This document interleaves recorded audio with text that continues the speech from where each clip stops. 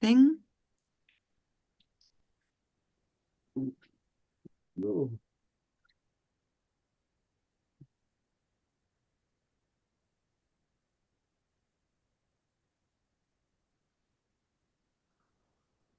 Let people in. Hello, hello, hello. If you're watching us on live on LinkedIn right now, and we're just about to welcome the studio audience to the session.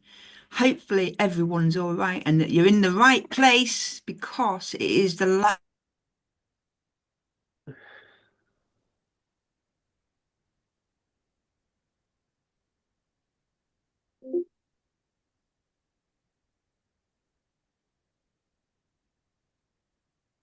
Hello, hello, hello. It is time for HotHouse, and it is another last Friday in the month.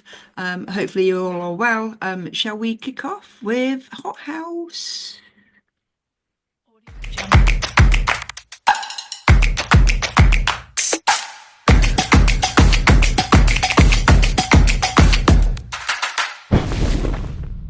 Whoosh.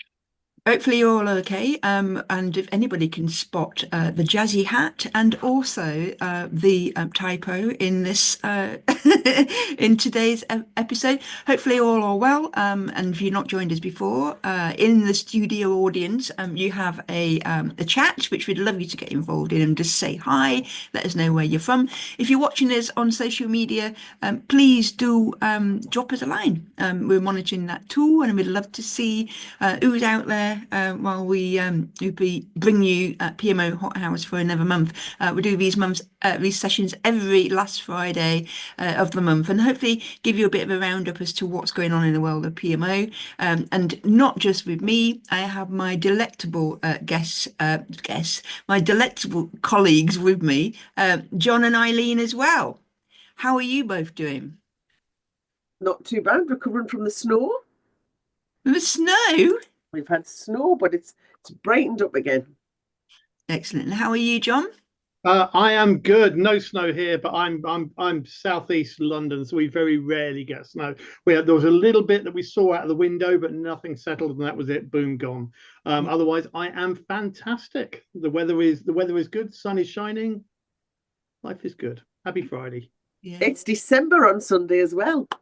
Absolutely, yeah. It is. It's that I'm relieved to see we've got so many people because, of course, it's weekend reporting, it's month-end reporting, and everything. So I'm really chuffed that everyone has managed to make it along today. Hello, everyone. It's also the start of the Christmas parties, I suspect. Oh yes, yes, yeah. And we had that. We had a PMO flash mob. God, it was only last week. In a very, very loud pub.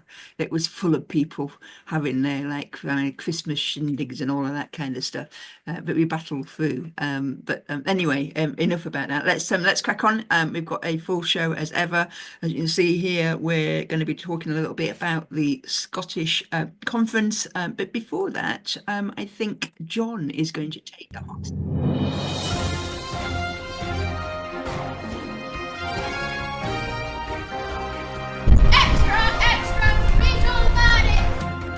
So extra, we're here with another live news from PMO World. John, over to you, my dear. Hey, how you doing? Okay, so let's dive in. I've got a few things for you.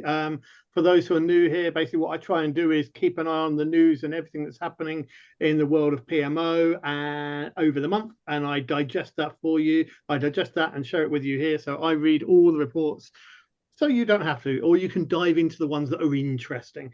So starting with this one, APM have released a new paper, the difficult questions you must ask of your strategy. Now, there's nothing radical in this one, but it's a nice, easy read, 4 or 5 minutes and you're done. I think the reason I'm highlighting this one is because I think it might be a timely one for many of you that are in enterprise PMOs who are working with the business at the moment, trying to get your senior leadership team to lock down their strategy for 2025, whilst also trying to make sense of what your portfolio strategy looks like, the projects that you are doing, the ones that align really well with your OKRs and goals, and just as crucially, the ones that you're not doing. So the most difficult questions, I to say those that are really, really tight for time, the questions are there in bullet points, but it's probably worth a download and a read if you're in that space, just to think about what challenges you might want to be putting to your leadership team in terms of the strategy that you're shaping and taking forward into 2025. But all of these I'll share links in chat here as we go on to the next one. Lindsay, I say strategy. Right. Okay. So a bit weird. Bear with me. So I'm starting with something from, well, engineering. So way back when. This is a photograph of inside the engine room of Tower Bridge. And that big wheel there is what is known in engineering world as a flywheel. And flywheels are great for engines and things like that, because what they are, they're a massive heavy wheel. And the idea is that when that wheel is spinning, it builds up inertia. And what happens then is if you stop putting energy into it, because it is so heavy and has that energy built up within it, it keeps moving continuously. So you can have a system where you're putting little bits of energy in burst at a time, much like maybe a piston engine, those kind of things, where you're putting little bits of energy in, but the wheel keeps turning continuously, keeping on delivering that energy into a system. So it stores and supplies energy for you. Now, taking that into the business context, Jim Collins wrote a book in 2001 called Good to Great, and he talked about this idea of having a business flywheel. And the idea is that for a business, you can have these small wins in your organization that gradually accumulate, feeding that kind of that flywheel that gives you momentum and keeps your business going. So their idea was actually, if you can remove friction, you've got the wheel continuously moving, and you're applying force through these small incremental improvements that allow you to gradually build things up over the time whilst keeping the inertia and everything moving forwards.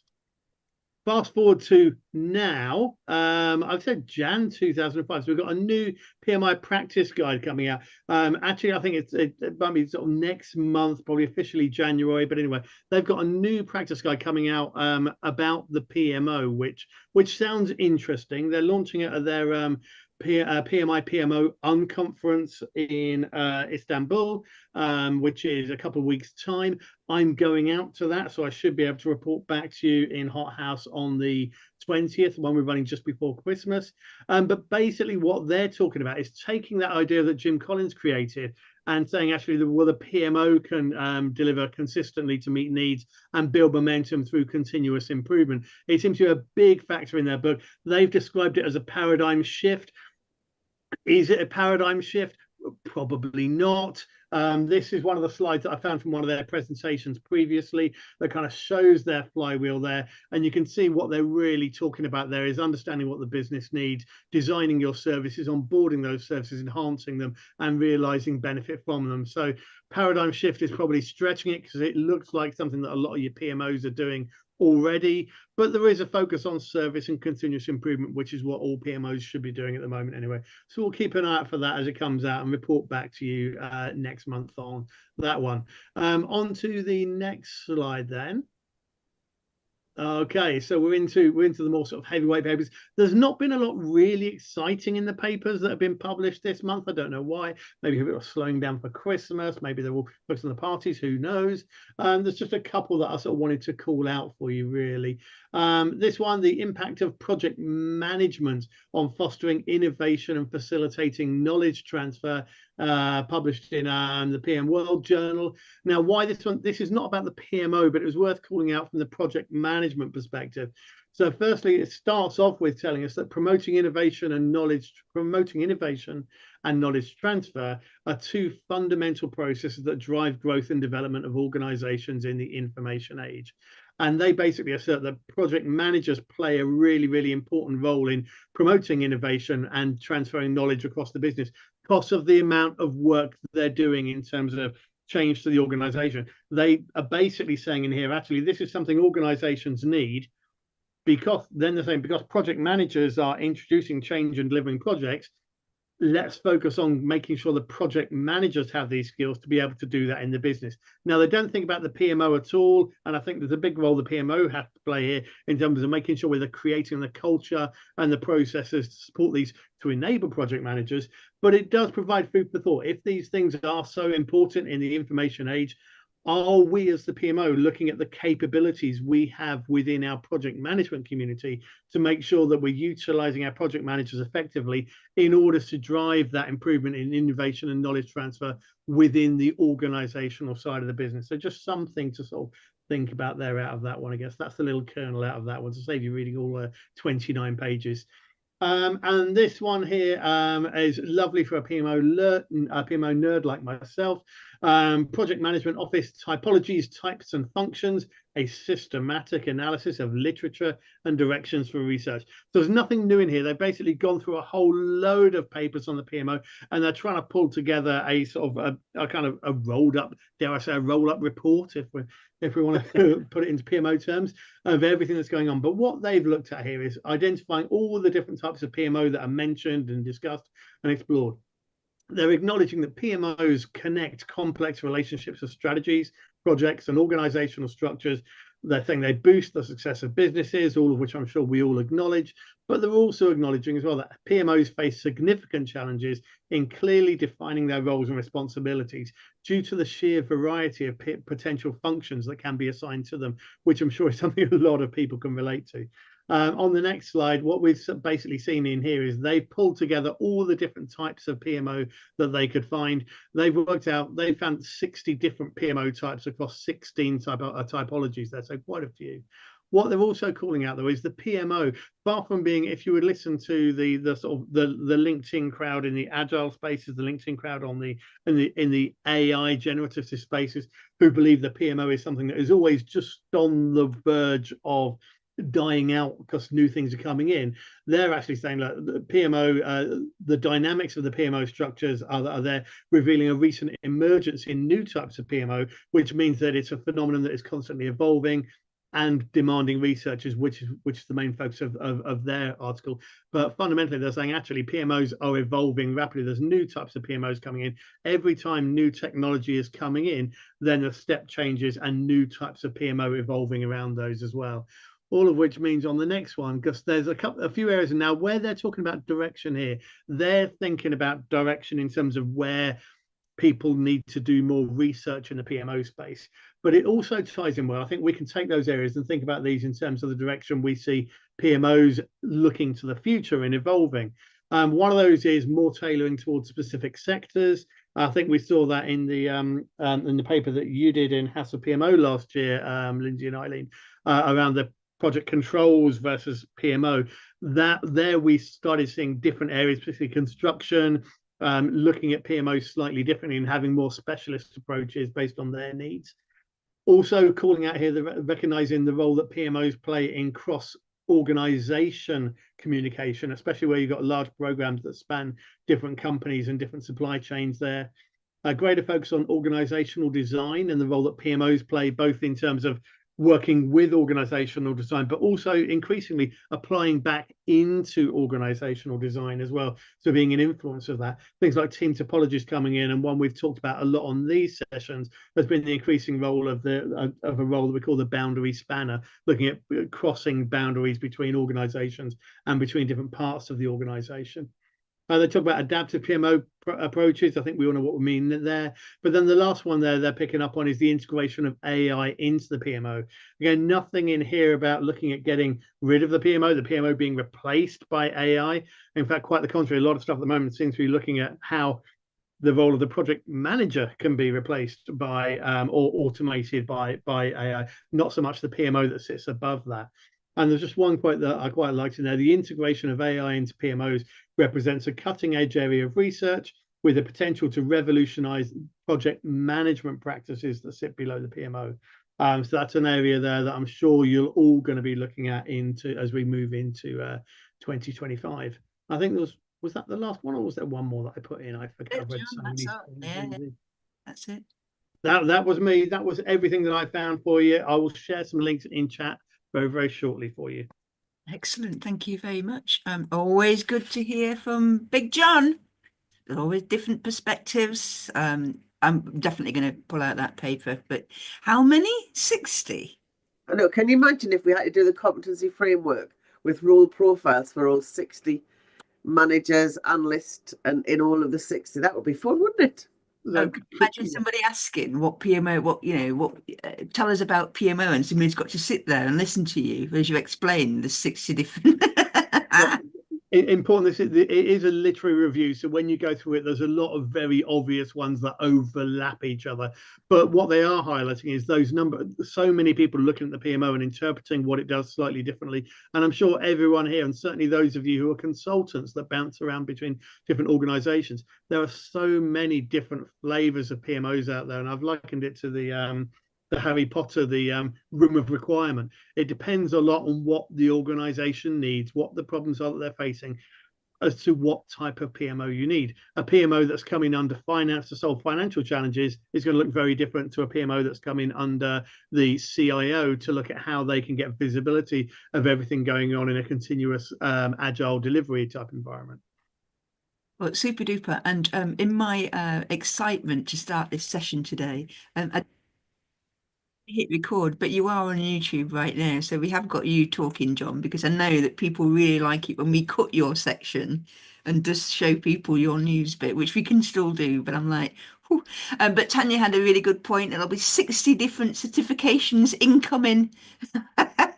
Oh, cheeky, cheeky. But I am looking forward to seeing the PMI certification. There's not been a, in terms of Lindsay and I have had a quick look at the book, the standard that's been different, and the things that we do from a house PMO perspective really kind of wrap around that in terms of the roles that people play, but also in terms of the services. So it doesn't go into that detail. So it's nice to know that we're still independent of any professional body other than our own, and we support the others. Yeah, absolutely. Just to run a little final bit of news, it is Black Friday and Cyber Monday, that whole weekend that comes from the States. We've already had some orders, which was great this morning. You can see that people are buying some stuff for the team. So get yourself over to the store because we've got some new things in there. Yeah, we've got yes, it's up to 50% off. You're quite right. Yeah, go and take a look if you've got Secret Santa and any of that kind of jazz. There's some very good prices on at the moment. Right, there we go.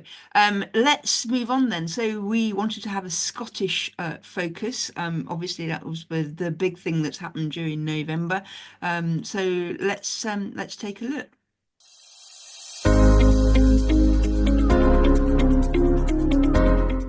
So let's get the day kicked off.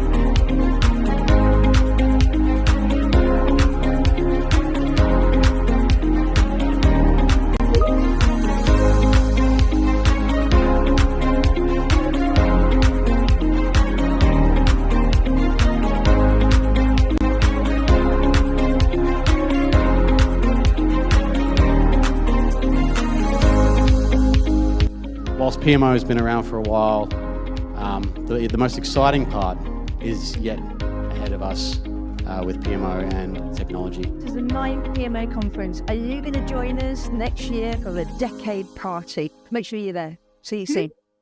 Decade party coming up. Anyway, before all that, we had a new venue in Scotland, which was pretty amazing. And you could see John there. John had to come and help out because somebody was sick, which is what always seems to happen in the autumn. But before we actually get to the conference, we have a day before, which is called the One Day Learning Conference. And actually, it is an opportunity to get deeper into some subjects. So Eileen, do you want to tell people a little bit more about what people were learning about? I will do. So on the day we had 4 sessions. It's slightly different to the conference in that during the day, what we're there to do is really have 4 trainers rather than 4 conference speakers. Sometimes the conference is about telling a story, yes, providing some kind of useful insights and some practical tips. PMO Learn is really about kind of teaching you potentially new skills that you can kind of learn and develop and apply. Sometimes it's about you as an individual, sometimes it's about your PMO. We had 4 sessions during the day. We had Roy Millard, who did some conversations around assurance. I did a session on reflection, and guess which one I'm going to talk about the most? Not, but that was my session. Then after lunch, we had a session called Business Resilience by David and Sheila Roberts, or Sheila Roberts, as I've written there. And then finally, we did the reporting section with a high octane session by Jeremy Nichols on reporting. So I've picked out one slide, I think, from each of the sessions, just to kind of give you an insight of what was done there. And again, some of the kind of the really useful things that I took out of there that perhaps can be used elsewhere. The 3 lanes, it was used to be called the 3 lanes of defence. The 3 lanes model is a well-established, universally recognised way of providing assurance around projects. And I say it's universally recognised, not necessarily everybody knows it, but it is actually kind of used around the world. And one of the really interesting things that we need to kind of think about when we're providing our services, and Roy took us through a number of the services that was coming out of the review of the service catalogue, is recognising that our role from a PMO perspective is typically in level 1 and level 2.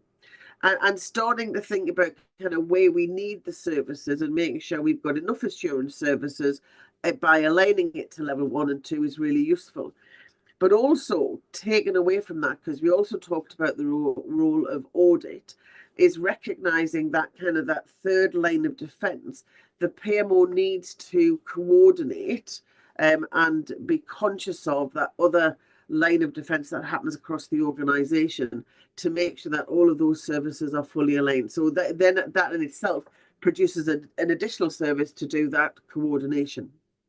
So I think people find it really useful to kind of just to start getting that kind of introduction of the kind of the 3 lines of defence, because not everybody was aware of it, but actually starting to think of their assurance services using that model. So it stood the test of time. It's been renamed, which I think is always kind of one of those things that says it's still good enough. We couldn't think of anything to change, so let's just change the name of it, which is what they did.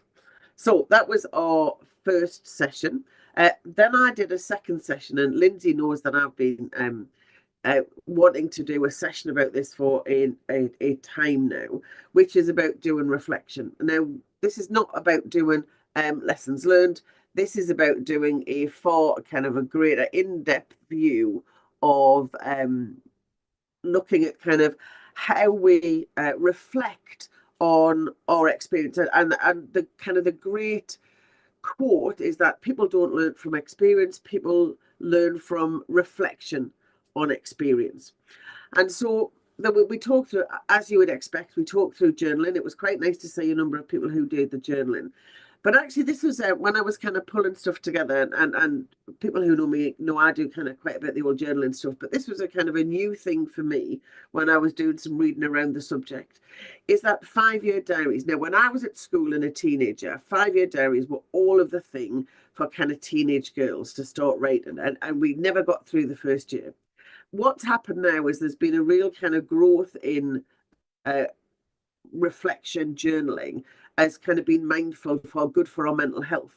And so the 5-year diary has now actually become a professional tool, because actually if you see what you were doing 5 years ago or even 3 years ago, it's really interesting in terms of perhaps how you had a lot of angst about something, but realize actually not that important anymore, but also actually kind of to see your development and how you've moved on, and perhaps if you've worked in kind of different companies. So I just recommend everybody gets a 5-year diary on their Christmas list. Nice to see Lindsay's going to do that. I've definitely got one on my Christmas list. It's not, I haven't done a 5-year diary because it's only a couple of sentences.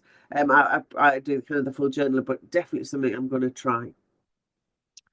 And then we had this session. Now, this session was really, and people pointed out it was quite a heavy session. And sometimes, and we always have fun when we're trying to, it's a fun, interesting word, interesting use of the word fun. It's always, when we think about the kind of sessions that we're going to do at PMO Learning and the conference, sometimes we have to throw in things that perhaps people haven't heard of before and perhaps not considered. And I think this was definitely one of them. And so this is about actually kind of building business resilience into your organization. And interesting in terms of kind of the flywheel thing that John mentioned, but also we've mentioned this before in terms of the net zero PMO, is that actually the PMO is a great hub for kind of driving change, cultural change in the organization. So this is really about thinking, and I love that there's some really interesting kind of tools around the business resilience, about looking at how you mentioned energy, which I know it was mentioned in the management of portfolio books by Craig. But it also has this concept of delivering with pace, but actually recognizing that pace is not just about a huge load of speed.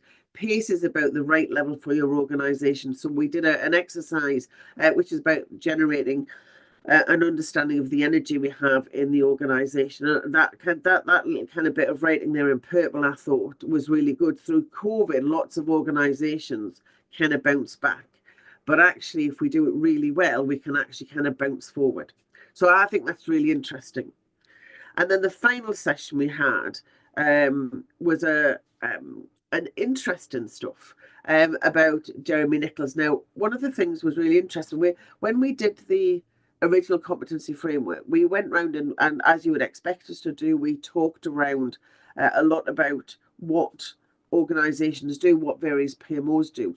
The one thing that came up from every single PMO was that it did reporting, and therefore obviously this is kind of quite a popular topic, but it was really interesting in terms of I think Jeremy was being kind of quite provocative in terms of some of the things he said, but some of the things that kind of really hit home to me was there's a real danger with our reporting that we actually let it continue to evolve, and therefore we always do what we've always done, but a little bit more of it.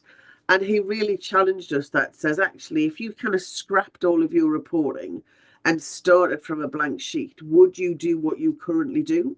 And are we presenting data just because the data is there, or are we actually kind of presenting data because there's a purpose to the people in the audience? So whether that be kind of a report or whether that goes into hopefully a decision making into a governance body, is it actually going to be of use to them? And can they make the decisions based on the report that you've provided? So really, I think that's a really interesting challenge. So I'd like to challenge you all in the next month, just as you go into Christmas, throw all your reports away and see if you can start with some new reports in the new year, and then you can record it in your 5-year diary. Yeah, super. So some of these sessions are going to start going up very, very soon in the members' library. I think we're going to start off with the assurance one next week. So even if you weren't there, you get to see them. Everything's recorded, and we start to drop it into the library. So you'll be able to pick up on any of those if you're a member. And if you're not a member, what are you doing? Please do come and join us, and you get access to some fantastic stuff. So I'm just going to show you just a couple of things from the actual conference itself. So that's the following day, and that's just the straightforward conference with different streams for people to pick. Luckily, this time we've got a great team behind us, which meant that actually I can go along and actually listen to some live. Never used to be able to do that in the early days, and you were running around trying to organize stuff in the background. But yeah, I did manage to be able to see some of this some good stuff. This one is actually in Members Library already. This is the opening keynote. This was Dale and Val, who are podcasters, Project Chatter podcast. Eileen and I met them a few years back when we went on their podcast and they gave us a grilling. Dale and Val both work within the PMO space as well. So if you're not familiar with their podcast, go and check them out.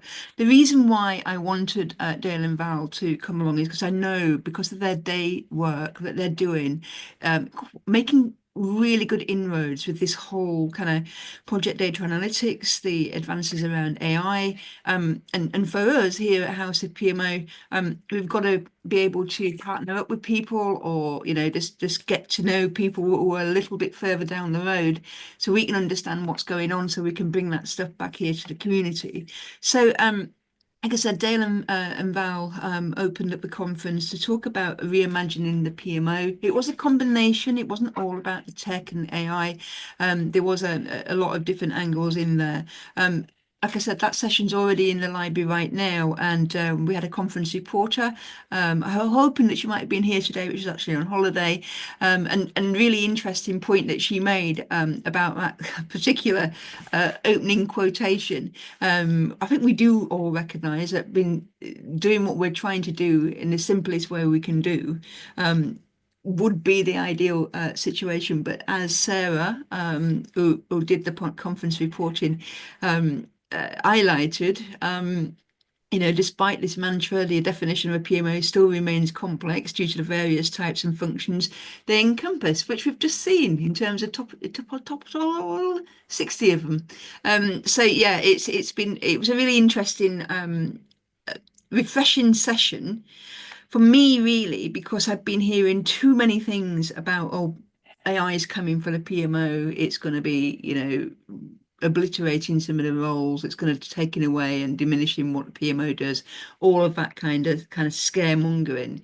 And this session really brought it home to us about, that technology is always had had a place and always will continue to do, but we're working in projects, and that means people, and it means that human interaction is never going to go away. And actually having this session really again just brought home, well, what will change, because things will change. We're not just going to disappear. PMOs will not disappear, but it just means that technology might allow us to expand what we're doing in terms of the role that we perform, where you do need, the human touch, as it were, that's not getting pulled into the whole kind of automation piece.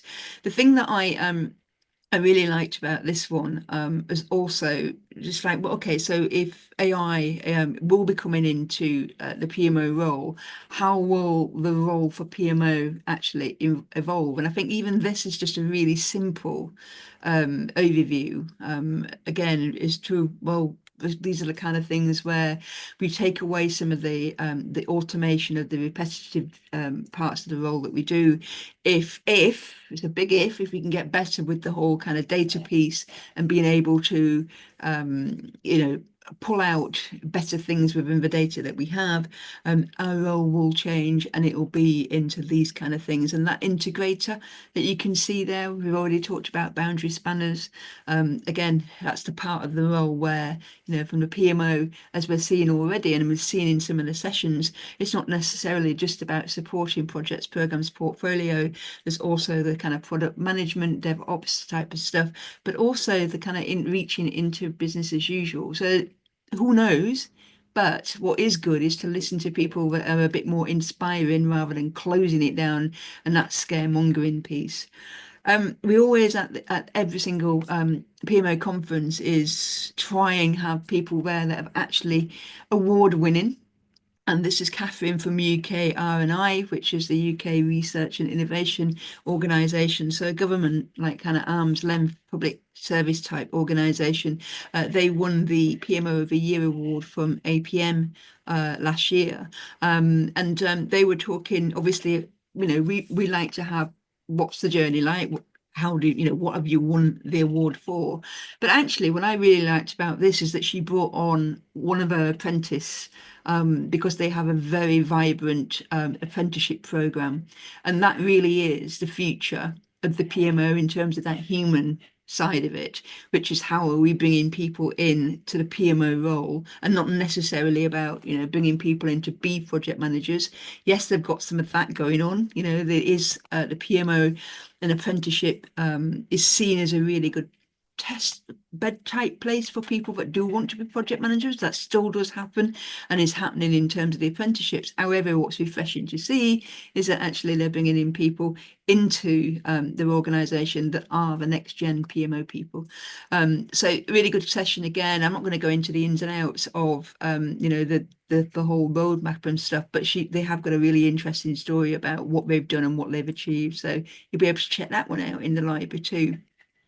This session went down really well. This is Natalie. Natalie works for a large food distribution organisation, and she went down really, really well. You can see that T-shirt she's wearing, Run PMO, it says on it in its entirety. That's over in the shop. It's in the sale at the minute on Black Friday deal. But Natalie, the reason why a lot of people wanted to see this one is that Natalie is a PMO of one. And she had a massive, mammoth task ahead of her. And when I first spoke to her about coming and talking at the conference, I couldn't believe what she'd managed to achieve when it was a PMO of one. And not only that, she absolutely made sure that she walked her dog between 12 and 1 every day, and she finished at 5 o'clock on the dot. Now, that's the other thing that's really interesting about it, but it's about the balance of what it is you're trying to do, as well as obviously trying to be successful.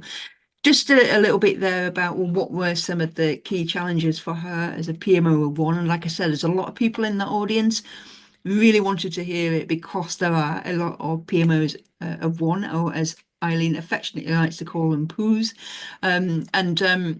Essentially what she had done in terms of the process, it's a 4-stage process that she went through, and she talks really eloquently and really well and enthusiastically about what those 4 stages were, sharing some of the things that were okay, some of the things not so okay. You know, essentially a lot of people could resonate with that in terms of you know, the roles that they're trying to do too. By the way, the dog's called Hendrix. Everybody will just, you know, really, really pleased to hear what she'd managed to achieve, and that it is possible when there's a PMO of one and still keep your mental health in check as well. Again, I think that will be one of the ones to watch when it goes up in the library. And then I managed to see this one too, because this is a main keynote. Many of you may or may not be familiar with that gentleman that you're seeing on stage right now. That is Steve Jenner. He is the guy that has just released the new version of the Managing Portfolios book. Many of you will be familiar with the Management of Portfolios, which is the textbook that went with the Management of Portfolios training through People Search. Because of the way of it, People Search essentially has changed how they do things now. Before, when they were doing the textbooks, it used to be a you know, a big process where a lot of people got involved in terms of reviews and all that kind of thing. That's when it used to be still part of something called AXLOS and still got that relation to British government. But they haven't been updating the textbooks. So the Management of Portfolios course and that textbook still exist. Steve wrote that one.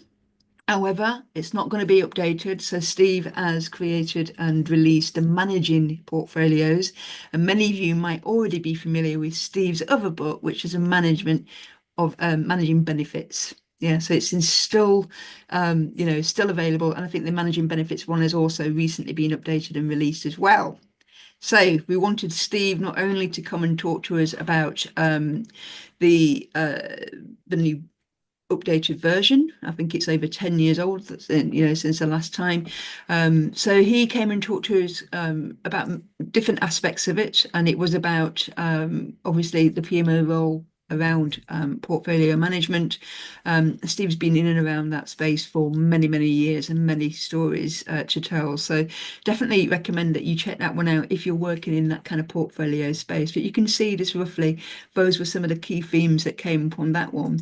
What was interesting though, and the reason why he picked that title was about he comes to praise PMOs is because of this article, which I didn't know existed. And to be honest, I'm only telling you because it's in 2010, so it's ages ago. But I thought it were really interesting, right? Because that's 10 years ago, right? So we're now 14 years from that. Look at and like I said, I didn't know about that article. Went and had a look at it. Look at what the author is saying, that PMO, people shouldn't need them. People shouldn't need them because project management should be able to be done with really great stakeholder engagement, better project sponsorship, training and hiring skilled project managers instead of relying on a PMO. And I'm just like, well, good luck with that then, because that was 14 years ago. And do we see better project sponsorship? Do we see good training? Do we see good hiring of skilled project managers? I'm just being a bit. But yeah, I just thought it was funny. But yes, that was the ones I managed to get to see. The other ones I'm slowly catching up with as I start to pull them together to go into the library and things. But again, a really good, vibrant day. And as ever, we always try to add some more things into a mix other than just the after party.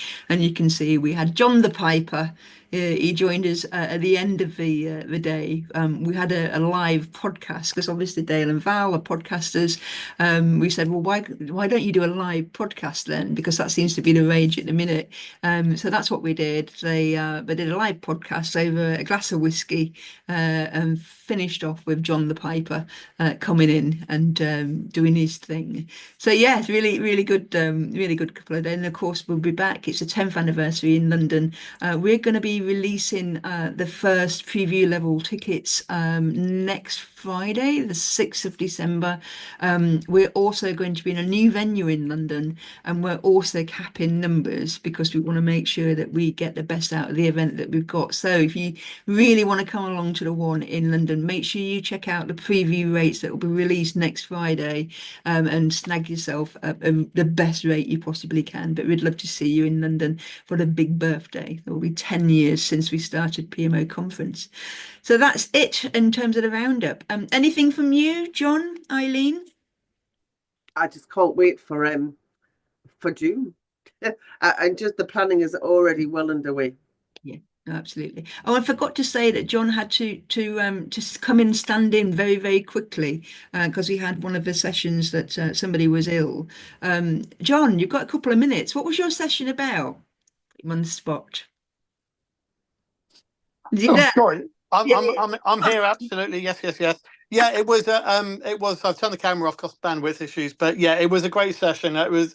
We talked about. It was called biomes of delivery, and in a nutshell, we were looking at how we tend to build PMOs. We typically take a sort of project method and then kind of build out from there. We can sort of wrap a PMO structure around it and then maybe a portfolio structure, and everything builds out from a project management method, mainly because a lot of us have come from that background. The idea was actually looking at things differently, taking it from the outside in, looking at what the business strategy is, looking at how you can create different biomes within the organization that have commonalities in terms of what they're looking to deliver or how they need to deliver, and building those out on a concept of minimizing dependencies and creating shared goals across teams. And then finally, once you've done that and created goals for them and ways of working in terms of references, only then do we start looking at, for each of those biomes, what makes the most sense in terms of ways of working and the governance structures we need around them. And if we do things that way around, we often find actually the methodologies or the frameworks that we supply to people who are delivering tend to make a lot more sense and much better aligned to need, rather than what we end up with if we start with one project in an organization and build outwards from there. That was it. And I'm sure that one's going to be up on the House of PMO website along with the other ones soon, I think.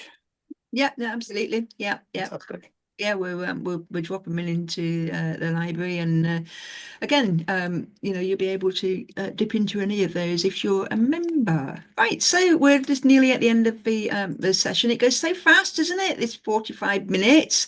We have still got a few other things coming up. Of course, we'll be back for the Christmas HotHouse, but before that, we're in London as a face-to-face event, which is actually forms the next year's Inside PMO report. We bring one out every year, and we thought we would go back to resource management. We did it in, I think it was 2016. We're now 8 years along the line. What else can we be doing around this subject? Because it's still really, really difficult. And then we've got another members session, which is around career hours, about moving industries in the PMO role. So more stuff, obviously, going into the calendar for next year. Go and check that out. But hopefully we'll see you at a session soon. So nothing else from me. Oh, somebody lost a goodie bag after the after party. I tell you what, I think I'm going to be seeing you on Monday. So why don't I bring a new one for you? Yeah, our goodie bags are always worth having too. So anything else from John, Eileen, other than to say goodbye? No, looking forward to the Christmas edition, and looking forward to seeing the Christmas attire next time we get together. Christmas jumper time. Excellent. Thanks very much, everybody, for joining us, and take care. Have a good rest of your day. Bye.